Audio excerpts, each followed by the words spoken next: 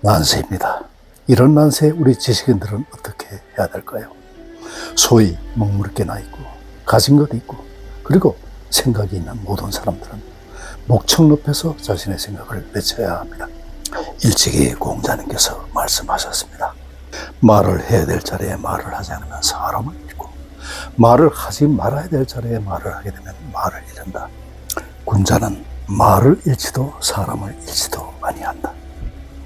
여기에 좋은 글이 하나 있어서 옮깁니다. 저의 생각과 100% 일치하는 것은 아니지만 경청할 가치가 있습니다. 저의 생각은 따로 나중에 말씀드리겠습니다. 대통령은 미국에서 남의 말을 듣거나 공부를 하지 않았고 야당 대표는 증오의 정치를 넘어 야수의 정치를 하고 있습니다. 정치학자이자 한국 현대사 전문가인 신봉영 전 건국대 석좌교수의 말은 거침이 없었습니다. 때론 독설도 서슴지 않으면서 동서양의 고전을 넘나들며 현하 웅배를 펼쳤습니다. 그는 지금 대한민국은 GDP 그래프로만 선진국일 뿐 국가를 위해 헌신할 동기도 찾기 어려운 허상의 나라로서 해방 직후보다 더 위험하다고 경고했습니다. 어쩌다가 지금 같은 사태에 이르게 된 걸까요? 동기유발이 다른 어디에 있었다는 점을 고려할지라도 그 위기를 지혜롭게 대처하지 못한 국가 지도자의 미혹함에 책임이 있습니다. 듣기를 거부하는 지도자에게는 약이 없어요. 충신 10명이 간신 하나를 못 이깁니다.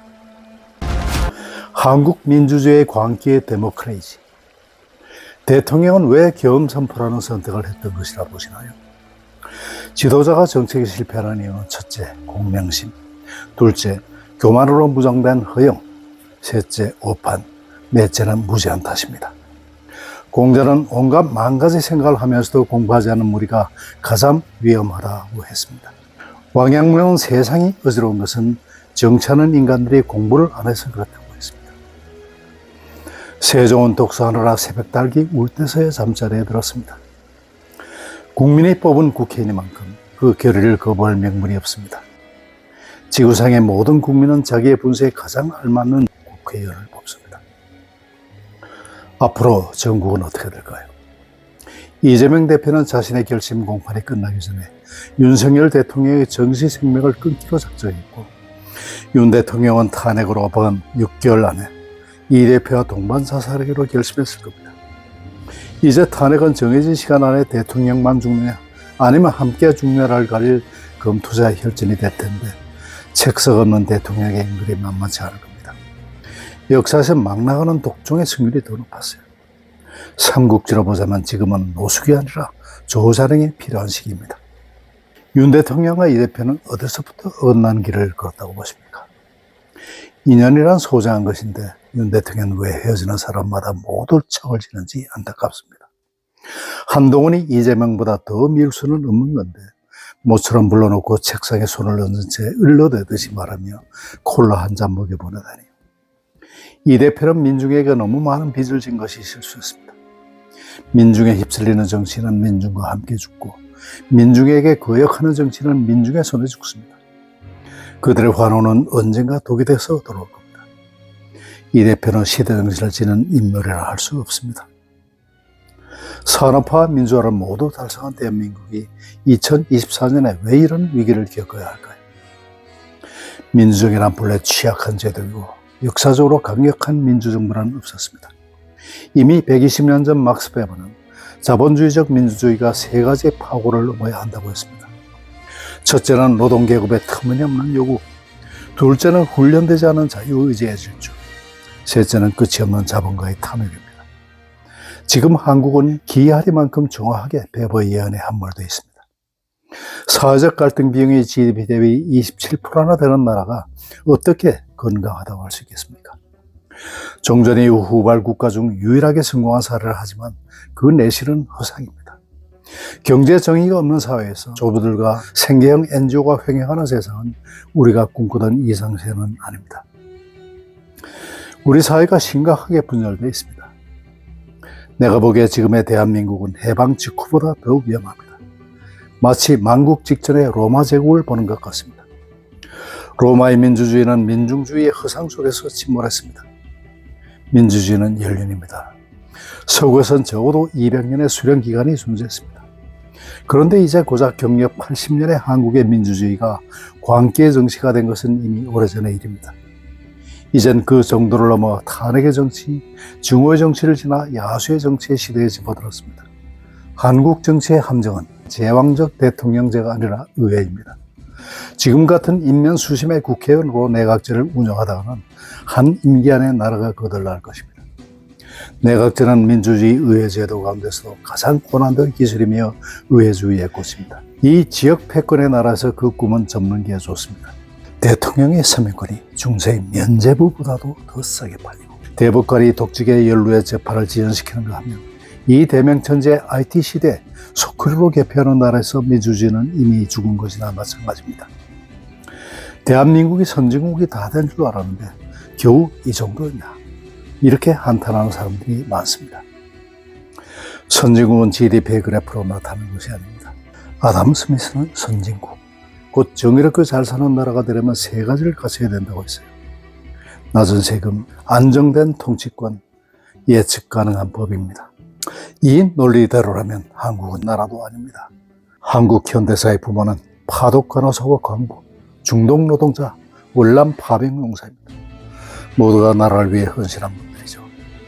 지금의 통치권은 길거리를 횡행하는 킥보드 하나도 다스릴 수가 없고 제복 경찰이 취객에게 매를 맞을 정도로 회합니다. 이런 세상에서 누가 국가를 위해 헌신하겠습니까? 우리는 그동안 무엇을 놓치고 있었던 걸까요? 세 가지가 무너졌습니다. 아버지가 무너지고, 가정이 무너지고, 교육마저 무너진 것이 우리 비극의 근본 원인입니다. 자식에게 영이 서지 않고 학생에게는 훈육이 없어졌습니다. 모두가 개체가 돼 모래알 같은 삶을 삽니다. 경제권이 사라져 누추한 봉급쟁이로 전락한 아버지의 굽은 뒷모습은 너무 초라해졌습니다. 결혼이란 기본적으로 경제 공동체의 형성인데도 말입니다. 외형적인 압축성과 하느라 정신과 의식면에서 뒤처진 걸까요? 서부 영화를 보면 아메리카 원주민들이 광야를 달리다 문득 말을 멈추고 뒤를 돌아보는 장면이 나옵니다. 내 육신이 이렇게 허둥대며 달려오는 동안에 내 영혼은 제대로 따라오나 기다리느라고 그런 겁니다. 나는 1인당 국민소득 $50의 소년기를 보내다 이제 700배가 넘는 36,000달러 시대가 되었으니 인류 역사상은 불가사의한 변혁의 시대를 산 것이어서 불편하고 황당합니다. 그런 급격한 변화가 여러 부작용을 낳았다는 말씀입니다. 경쟁과 추월의 사회를 유발했습니다. 대학은 취업학원으로 전락했고 취업률이 낮다는 이유로 인문학은 폐허화되고 있어요. 인생에 대한 고뇌 없이 오로지 취업에 몰두하는 청년들은 이미 호모 사피엔스가 아니라 호모 메카니쿠스일 뿐입니다. AI가 등장했으니 삶은 더 메말라가겠죠. 관료가 부패하면 정권이 무너지고 군인이 부패하면 국가가 무너지며 교육이 무너지면 민족이 사라집니다. 한국은 지금 그 문턱에 와 있어요. 가정, 교육 무너지고 모두가 무례합니다. 지금의 혼란을 극복하려면 어떻게 해야 할까요? 정치권의 회심이나 회개를 기대하기엔 너무 멀리 왔습니다. 이제 남은 것은 지식인입니다. 가을 등불 아래 책을 듣고 천년의 역사를 돌아보니 이 난세의 배움과 밤에 살기 참으로 어렵다는 조선말 선비 황현의 유서가 자꾸 눈에 밟히긴 합니다. 그러나 지식인은 일어나 외치는 길을 가야 합니다. 지식인은 메이지시대 일본 학자 니시 아마네가 외쳤던 것처럼 당대 민족의 열기를 내려줄 해열자가 되어야 하며 영국 역사학자 존 토시가 호소한 것처럼 민중의 백내장을 수술하는 안과 의사가 되어야 합니다.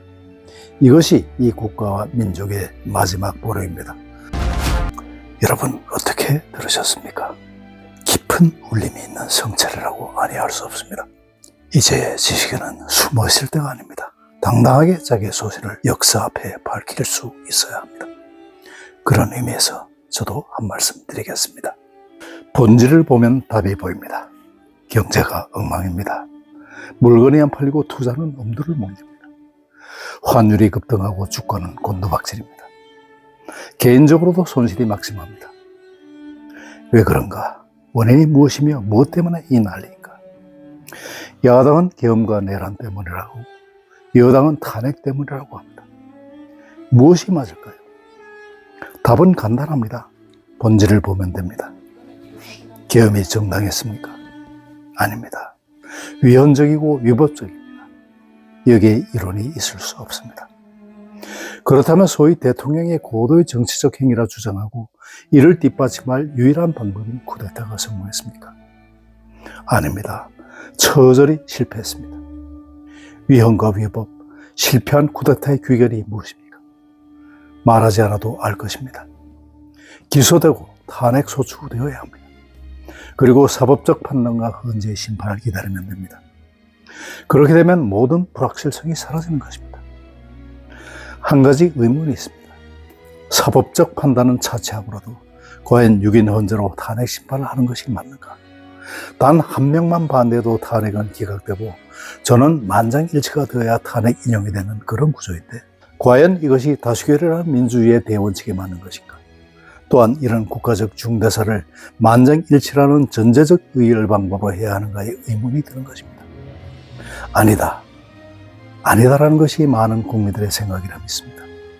이런 국민적 여망을 반영하여 헌재 3인의 추가 임명을 통해 구인 완전체의 전환이 필요하다고 봐서 국회가 선출한 것입니다.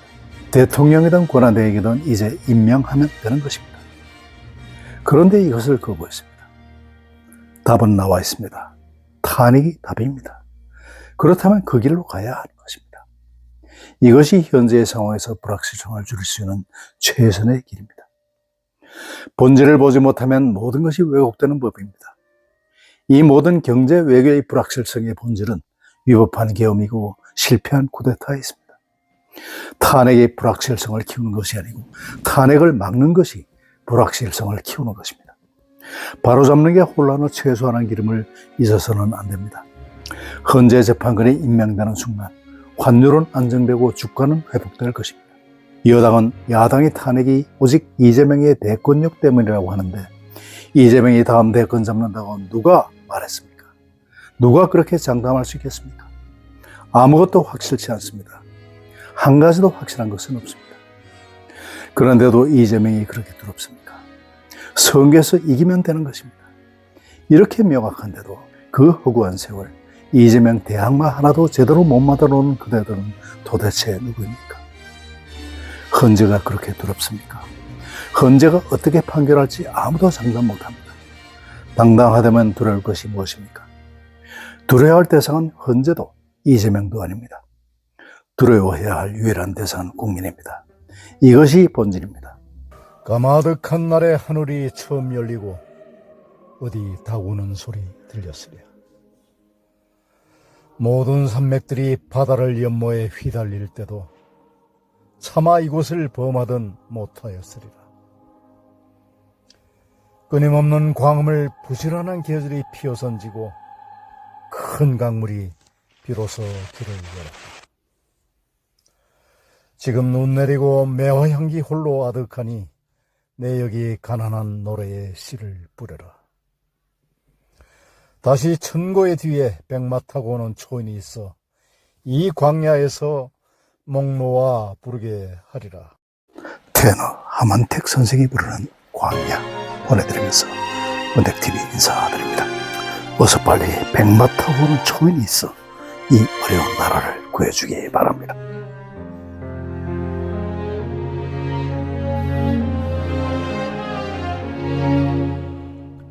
까마득한 날에 하늘이 처음 열리고 어디 다구는 소리 들렸으랴. 모든 산맥들이 바다를 연모해 휘달릴 때도 차마 이곳을 범하던 못하였으리라.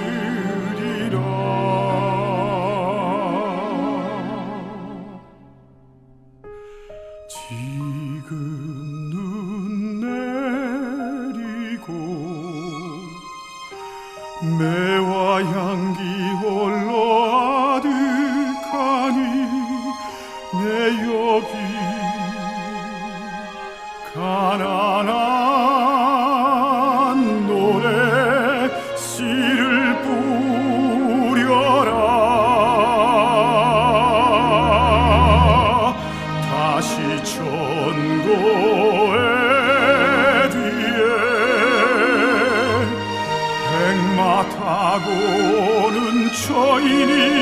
있어 이 광야에서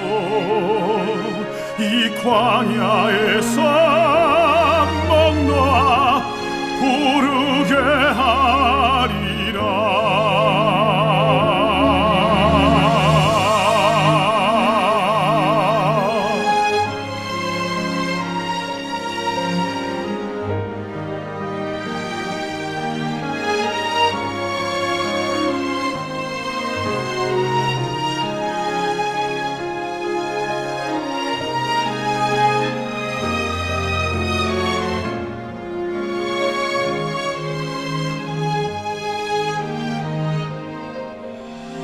끊임없는 광음을 부지런한 계절이 피어선지고